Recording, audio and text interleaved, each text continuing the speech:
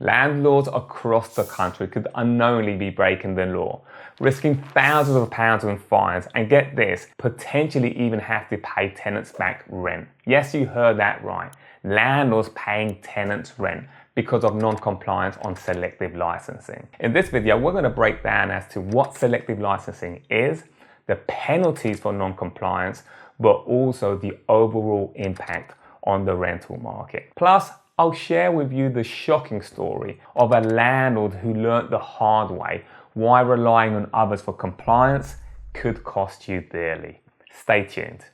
Selective licensing is when councils require landlords to pay for a license in particular areas. Now, it has been marketed as a way to improve councils in certain boroughs, but let's face it, it really is a cash cow for councils. And as of December 23rd of 2024, councils no longer need approval of the Secretary of State to implement these. In fact, all they need is a 10-week consultation, and we all know how that goes. Phil Turtle, Director of Landlord Licensing and Defence, says, all councils have to do is one of their meaningless and rigid consultations with almost always a totally unrepresentative sample of stakeholders, almost zero input from landlords or tenants, and questions that don't even hide the fact that they are designed to get the answers the local authority needs to do what it intends to do anyway, regardless of the opinions of stakeholders. So let's take Leeds City Council as an example. Their consultation was blatantly biased, with leading questions designed to justify the decisions they wanted. And it's been named one of the worst examples seen. The results, councils are now hammering to roll out license scheme and landlords are footing the bill. If you're a landlord watching this video, make sure you register to our upcoming webinar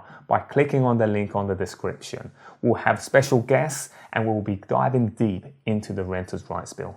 So far from heading towards a national landlord database as a simple and workable alternative to selective licensing, we're actually in the starting blocks of having to see every council requesting license for every rental property. So we could end up seeing 300 councils having 300 plus odd different selective licenses and rules. It's crazy. All with the covert aim of being able to criminally prosecute and fine landlords for breach of license conditions, many of which in this firm's experience constitute double jeopardy, with exiting legislation, entrapment and councils offloading their legal responsibility for antisocial behaviour onto landlords with no ASB skills or training and making landlords criminally responsible ASB in the entire area around their rental properties. Let's talk about the true cost of selective licensing. Let's start with London, specifically with the London Borough of Lambeth, which currently is at £923 per property, one of the highest in the UK. Looking at Birmingham, we can see it's £700. So landlords can expect a range of anything between £500 and £1,000 across the country. And let's remember that this has to happen every 5 years. And these prices are now, of course, if history has told us anything or taught us, is that these prices do go up considerably. These are the costs for the license. However, when we dive in deep and see what you need to have these licenses, there are other costs involved as well, such as to have a license, you will need a gas safety certificate, EICR, an EPC, smoke and carbon monoxide alarms, and on top of that, some councils will require landlords to do those inspections every 6 months and include an anti-social clause within the tenancy agreement. Of course, this adds up to workload and costs. Let me share with you a real life story of a professional landlord that got caught out with selective licensing. This landlord purchased not one but 2 properties in Gateshead at an auction. Now this was in 2020 April. By August, he had rented both properties out, completely unaware that this fell in a selective licensing area.